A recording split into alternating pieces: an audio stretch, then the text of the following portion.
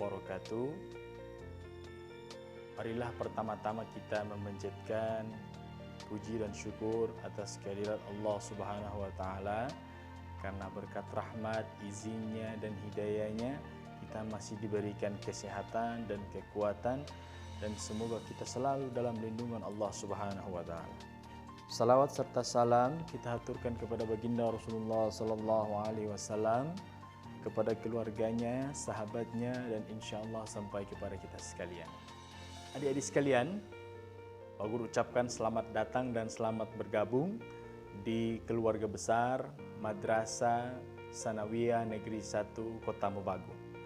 Dan sebelumnya Pak Guru selalu mengingatkan kepada adik-adik sekalian untuk tetap menjaga protokol kebersihan, selalu cuci tangan, menjaga kebersihan agar kita terhindar dari hal-hal yang tidak kita inginkan.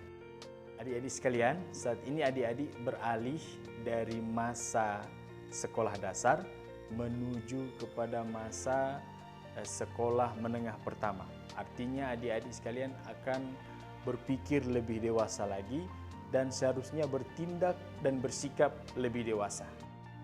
Berpikir lebih dewasa atau bertindak lebih dewasa, salah satu cirinya adalah kita mampu memahami apa yang dipahami oleh orang lain dan mampu memahami perbedaan yang ada di dalam lingkungan kita masing-masing.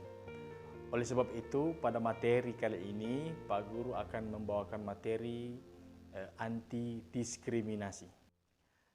Namun sebelumnya, Pak Guru akan menjelaskan apa itu diskriminasi.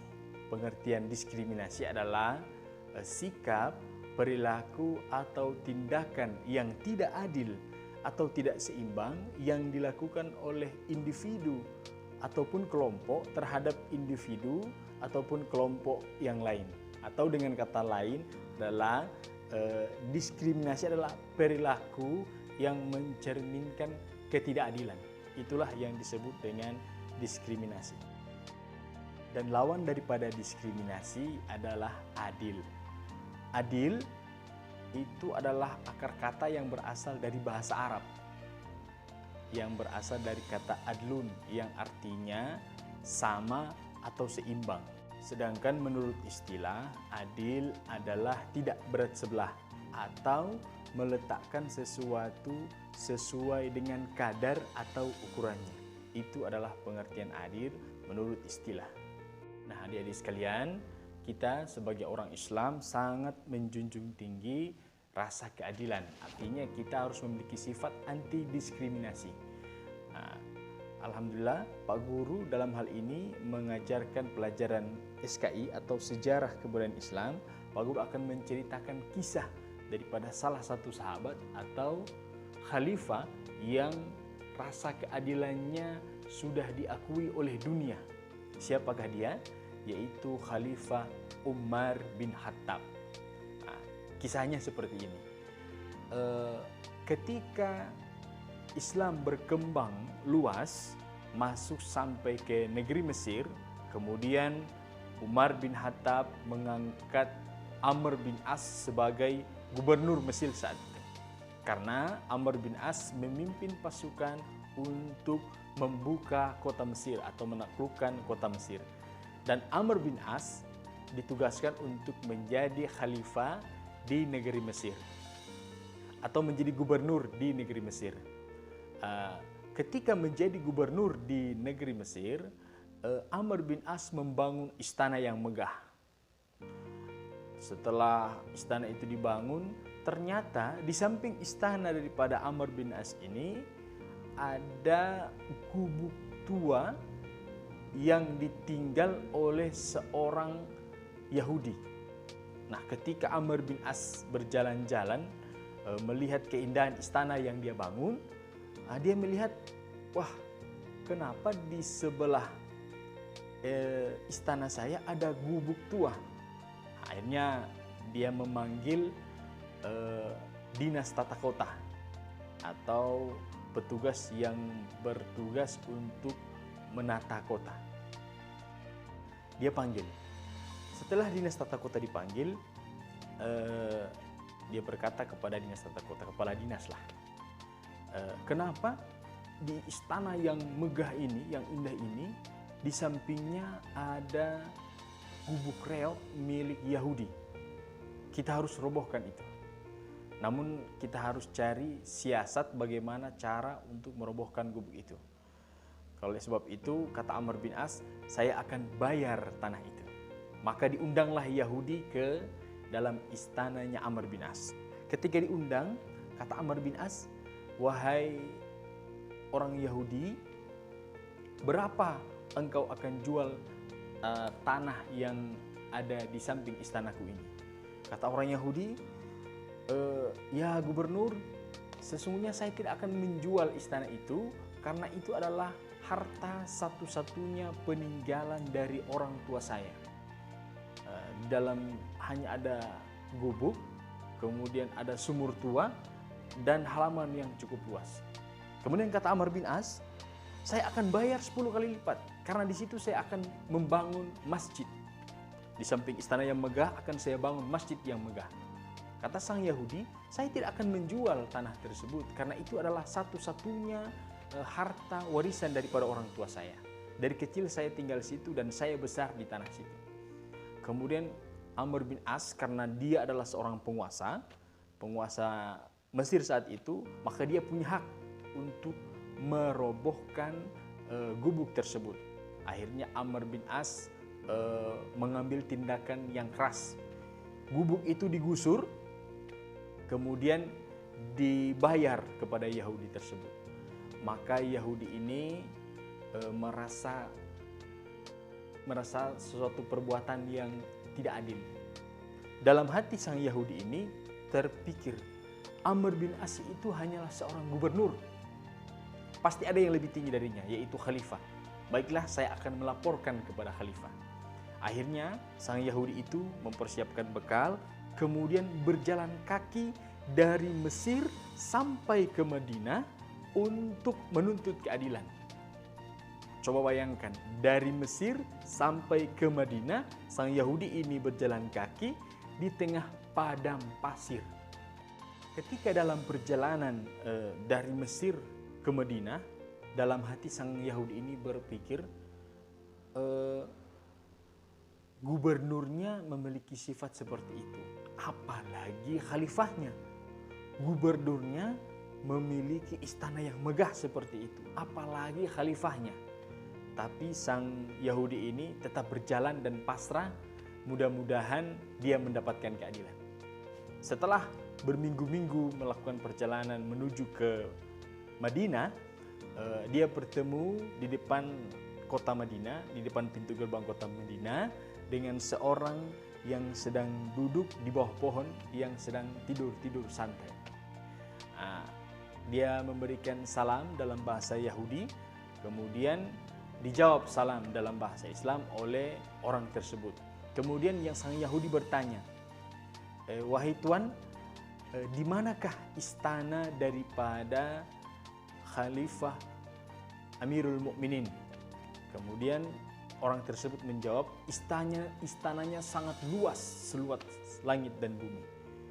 Kemudian sang Yahudi bertanya kembali, di manakah pasukan-pasukannya? Kata orang tersebut yang sedang santai di bawah pohon, katanya pasukan-pasukannya itu sangat banyak. Di manakah tempatnya? Tempatnya ada di sini. Ternyata orang yang dia tanyakan itu adalah khalifah sendiri, yaitu Umar bin Khattab. Kemudian dia tanya, apa maksud daripada istananya sangat luas? Kata Umar bin Khattab, istananya sangat luas adalah istanaku seluas langit, atapnya terbuat dari langit dan lantainya terbuat dari bumi. Inilah istanaku. Kemudian kata sang Yahudi, berapa banyak pasukan yang engkau miliki? Pasukanku adalah para anak-anak yatim, kemudian orang-orang yang sudah tua renta. Itu adalah pasukanku. Akhirnya sang Yahudi ini merasa kagum atas Khalifah Umar bin Khattab. Selanjutnya sang Yahudi ini menceritakan ketidakadilan yang dilakukan oleh Amr bin As kepada dirinya. Tapi dalam hati sang Yahudi ini dia berbisik bahwa apakah saya akan mendapatkan keadilan, di mana saya ini adalah seorang Yahudi, mereka adalah umat Islam dan mereka membenci orang Yahudi. Kemudian kata Umar bin Khattab, kalau seperti itu masalahmu, maka kau lihat tempat sampah yang ada di depan kota itu, ambil, di situ ada tulang-tulang, ambillah salah satu tulang dari tempat sampah tersebut. Sang Yahudi ini merasa bingung. Saya melakukan perjalanan yang sangat jauh dari Mesir sampai ke Madinah. Ternyata ketika sampai di Madinah, sang khalifah hanya suruh mengambil tulang di tempat sampah. Tapi sang Yahudi ini mendengar apa dan mengikuti apa yang diperintahkan oleh khalifah. Ketika dia mengambil tulang tersebut, dia bawakan kepada sang khalifah. Kemudian sang khalifah mengambil tulang dan mencabut pedangnya dan menggaris lurus dengan pedangnya garisan tersebut di atas tulang. Kemudian kata sang khalifah, kamu bawa ini kepada Amr bin As. Dan sang Yahudi ini lebih bingung. Jauh-jauh saya melakukan perjalanan hanya mendapatkan tulang yang digaris dengan pedang. Sang Yahudi ini berharap mendapat tulisan atau titah daripada Khalifah Umar bin Khattab, namun dia hanya mendapatkan tulang. Akhirnya dari Madinah dia berjalan kembali ke Mesir dengan hati yang bimbang. Kenapa? Karena dia hanya mendapatkan tulang yang digaris lurus dengan pedang. Akhirnya dia kebingungan. Selama perjalanan dari Madinah berminggu-minggu menggunakan unta sampai ke Mesir, dia kebingungan melihat apa maksud daripada tulang ini. Setelah sampai ke Mesir, dia serahkan tulang tersebut kepada Amr bin As. Ketika dia serahkan, melihat tulang tersebut, Amr bin As langsung pucat wajahnya, kemudian keluar seringat dingin dan kaget. Setelah itu Amr bin As katakan, wahai kepala dinas tata kota, dirikan lagi gubuk yang telah engkau rombak itu dan bangun kembali. Ternyata sang Yahudi ini merasa lebih bingung. Mengapa? Kenapa Amr bin As ini gubernur hanya mendapatkan tulang, dia begitu ketakutan. Nah, kemudian Amr bin As memanggil sang Yahudi. Wahai Yahudi, kamu kesini. Kamu tahu apa maksud daripada tulang ini? Perkataan ini adalah tamparan keras, atau tulang ini adalah tamparan keras untuk saya. Maksudnya adalah, wahai Amr bin As, jangan mentang-mentang kau memimpin, kau menjadi gubernur, kemudian kau bertindak tidak adil atau kau bertindak bengkok. Janganlah kamu bertindak bengkok, sebab kalau kamu bengkok, maka pedangku ini yang akan meluruskan tindakanmu. Sebelum kau menjadi tulang-tulang seperti tulang ini, maka bertindak luruslah seperti garis lurus yang ada di tulang-tulang ini. Jangan bengkok, sebab kalau kamu bengkok, nanti pedangku yang akan meluruskan. Itu maksud daripada tulang yang Umar bin Khattab garis lurus. Kemudian fahamlah sang Yahudi ini. Karena itu dia merasa berarti Islam adil. Kemudian kata Amr bin As, ya, Islam itu memang adil. Dari situlah Allah kasih hidayah kepada sang Yahudi ini, dan saat itu dia bersyahadat, asyhadu an la ilaha illallah wa asyhadu anna Muhammad Rasulullah. Dan akhirnya tanah dan gubuknya itu dia hibahkan untuk pembangunan masjid. Dia bilang dia ikhlaskan tanah dan sumur, kemudian gubuknya itu rela dia bongkar untuk pembangunan masjid. Itu hidayah Allah berikan kepada Yahudi berasal dari mana? Dari rasa keadilan yang dimiliki oleh Khalifah Umar bin Khattab. Itulah pengertian daripada keadilan, adik-adik sekalian.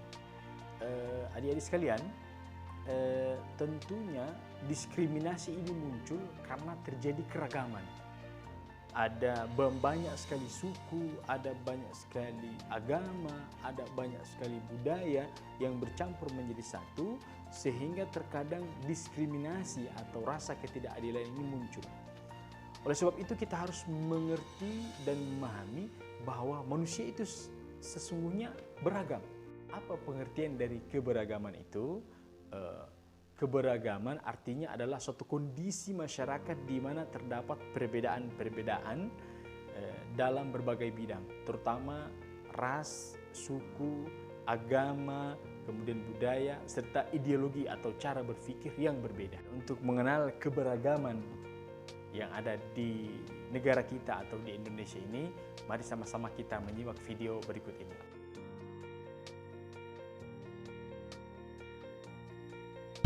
Hai, kita akan mempelajari ilmu pengetahuan sosial tentang keragaman suku bangsa di Indonesia. Berjumpa lagi dengan saya, Iftitahul Ilmiyatin Nafi'ah, mahasiswa UM tahun 2016 offering F6. Tahukah kamu, bangsa Indonesia merupakan bangsa yang majemuk karena terdiri atas berbagai suku bangsa, adat istiadat, bahasa daerah, serta agama yang berbeda-beda. Suku bangsa itu apa sih, Kak? Suku bangsa adalah suatu golongan manusia yang mengidentifikasi dirinya dengan sesamanya berdasarkan garis keturunan yang dianggap sama dengan merujuk kepada ciri khas seperti budaya, bahasa, agama, dan perilaku. Lalu, di negara kita ini ada berapa suku bangsa? Di Indonesia, banyak sekali suku bangsa. Ayo simak penjelasan kakak berikut ini. Persebaran suku bangsa di Indonesia dari Sabang sampai Merauke berjumlah lebih dari 1.300 suku bangsa. Selain beragam, jumlah maupun besaran populasinya, setiap jenis suku bangsa juga bervariasi. Kelompok suku bangsa di Indonesia tersebar di Provinsi Sumatera, Jawa, Bali, NTB, NTT, Papua, Maluku, Sulawesi, dan Kalimantan. Sedang kelompok suku bangsa terbesar di Indonesia ada di Pulau Jawa. Provinsi Sumatera. Provinsi Sumatera banyak didiami oleh suku Aceh, suku Batak, suku Minang, suku Melayu, dan suku Rejang. Selanjutnya adalah Pulau Jawa. Pulau Jawa merupakan pulau terpadat di Indonesia. Lebih dari 60% populasi penduduk Indonesia ada di Pulau Jawa. Suku-suku yang mendiami Pulau Jawa ada suku Jawa, suku Sunda, suku Betawi, dan suku Madura. Selanjutnya ada Pulau Bali. Suku yang mendiami Pulau Bali ada suku Bali, suku Sasak, suku Sumbawa, dan suku Bima. Lalu di Nusa Tenggara Barat ada suku Bayan, suku Dompu, suku Bima, suku Sasak, dan suku Sumbawa. Lalu di Nusa Tenggara Timur ada suku Ende, suku Tatun, suku Rote, dan suku Manggarai. Provinsi Papua. Papua adalah pulau yang terletak di bagian paling timur Indonesia. Dulunya Papua disebut sebagai Irian Barat atau Irian Jaya. Di sana terdapat banyak sekali suku yang beragam. Contohnya ada suku Huli, suku Asmat, suku Amume, dan suku Muyu. Provinsi Maluku. Maluku menurut catatan sejarah merupakan tanah surga dengan hasil alam berupa cengkeh, emas, dan mutiara. Adapun suku-suku yang mendiami Provinsi Maluku ini ada suku Wayoli, suku Manipa, suku Manggole, dan suku Eda. Provinsi Sulawesi. Sulawesi merupakan pulau terbesar keempat di Indonesia setelah Papua, Kalimantan, dan Sumatera. Adapun suku-suku yang mendiami Pulau Sulawesi ini ada suku Bugis, suku Makassar, suku Toraja, dan suku Mandar. Dan yang terakhir ada Pulau Kalimantan. Kalimantan terkenal dengan julukan Pulau Seribu Sungai karena banyak sungai yang mengalir di pulau ini. Adapun suku yang mendiami Pulau Kalimantan ini ada suku Dayak, suku Banjar, suku Kutai, dan suku Pasar. Suku-suku di Indonesia kan sangat banyak dan beragam. Lalu, apa mereka pernah bertengkar satu sama lain karena perbedaan tersebut? Walaupun memiliki banyak perbedaan, suku-suku di Indonesia tetap hidup bersama dan berdampingan karena mereka yakin bahwa sikap menghargai perbedaan merupakan warisan nenek moyang yang harus terus dilestarikan dan dijaga dalam kehidupan sehari-hari. Lalu, bagaimana caranya menjaga kerukunan antar suku, Kak? Oleh karena itu, kita sebagai warga negara yang baik, kita harus selalu menjaga kerukunan antar suku dengan cara tidak boleh membeda-bedakan antar suku, tidak saling menghina, saling menghormati, tidak sombong terhadap budaya lain, dan tidak saling menjelekkan budaya lain. Yeay, pembelajaran hari ini sudah selesai. Semoga ilmu yang kakak berikan bermanfaat. Sampai jumpa di pembelajaran berikutnya. See you, dadah. Itu adalah video keragaman yang ada di negara kita Indonesia. Adik-adik sekalian, untuk menyikapi keragaman yang ada di Indonesia, seharusnya kita memiliki rasa toleransi yang tinggi. Dengan rasa toleransi yang tinggi itulah maka akan tercipta kedamaian di satu daerah atau di satu tempat. Apa itu toleransi? Toleransi adalah berasal dari bahasa Latin, asal kata tolerare yang berarti sabar atau menahan diri. Toleransi juga dapat berarti suatu sikap saling menghormati dan menghargai antar kelompok atau individu atau perseorangan, baik dalam masyarakat ataupun lingkup yang lain. Nah, itulah toleransi. Dengan toleransi yang kuat kita miliki sehingga kedamaian akan tercipta di suatu tempat atau di suatu negara.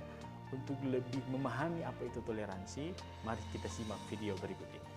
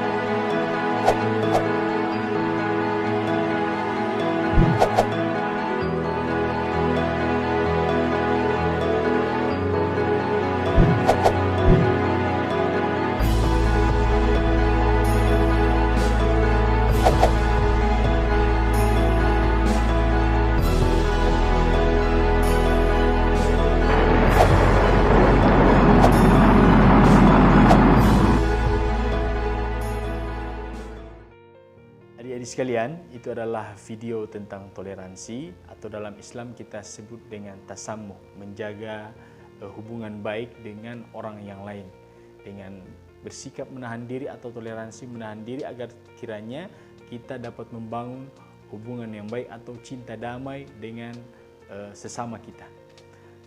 Sebagai akhir dari materi ini, Pak Guru juga akan memperlihatkan video singkat dan sebagai bahan pertimbangan bagi kita untuk merenung dan berpikir kembali apa sebenarnya itu diskriminasi, keberagaman, dan kemudian keadilan. Silahkan menyaksikan.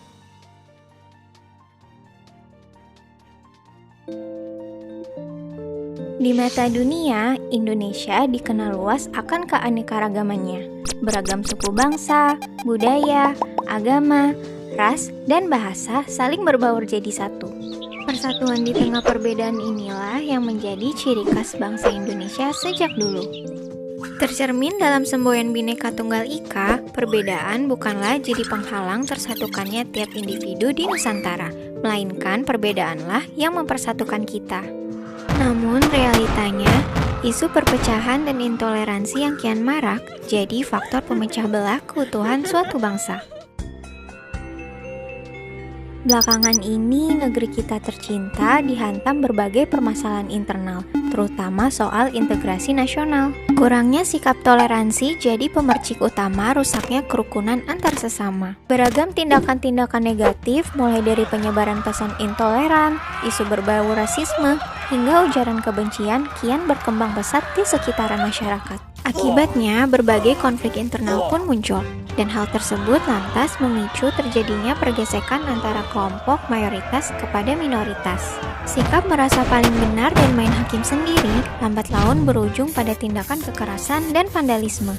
Bayangkan jika seandainya posisi kita berada di lingkaran minoritas, besar kemungkinan bisa saja kita diperlakukan secara diskriminatif. Pada dasarnya, intoleransi tidak hanya terbatas pada sikap membenci perbedaan pandangan pribadi saja. Intoleransi juga bisa muncul melalui perbedaan latar belakang suku, budaya, bahkan ras sekalipun. Nggak dapat dipungkiri pula, agama pun kini dijadikan sebagai kekuatan politik oleh segerombolan pelaku intoleransi. Perlahan, sikap toleransi mulai memudar dari waktu ke waktu, dan segelintir oknum cenderung ingin menang sendiri demi kepentingan pribadinya. Sebagai umat muslim yang cinta damai, salah satu sikap dasar yang harus ditanamkan dalam kehidupan sehari-hari adalah sikap saling menghormati dan menghargai kepada sesama. Sejatinya, Islam mengajak kepada umatnya untuk selalu menjalin kehidupan yang harmonis kepada manusia lainnya. Dan Islam juga sangat menjunjung tinggi keadilan bagi siapa saja tanpa memandang apapun latar belakangnya. Termaktub di dalam surat Al-Mumtahanah ayat ke-8, Allah sebenarnya telah mengingatkan kita untuk selalu menghormati kepada sesama. Allah Ta'ala berfirman,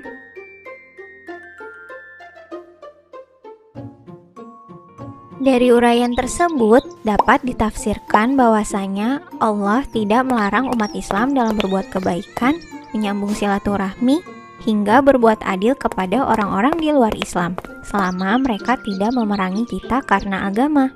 Dari hadis Bukhari, suatu waktu Rasulullah SAW pernah ditanya, agama manakah yang paling dicintai oleh Allah?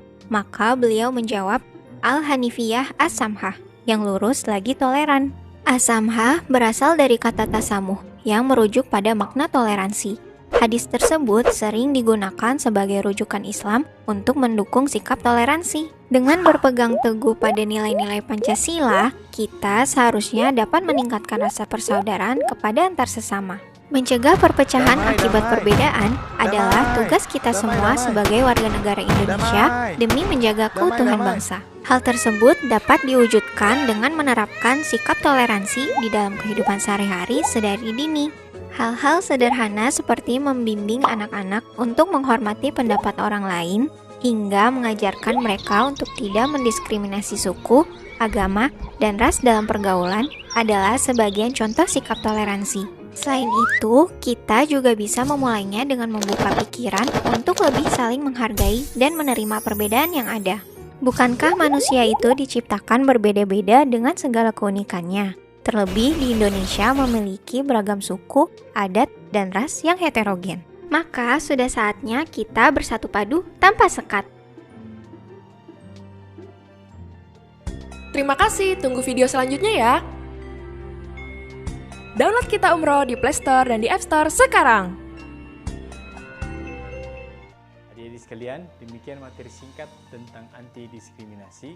Mudah-mudahan dapat menambah wawasan kita dan menjadikan kita lebih dewasa lagi dalam memahami dan dalam bertindak. Terima kasih, kita akan berjumpa di lain waktu. Mudah-mudahan Allah selalu menjaga dan melindungi kita sekalian.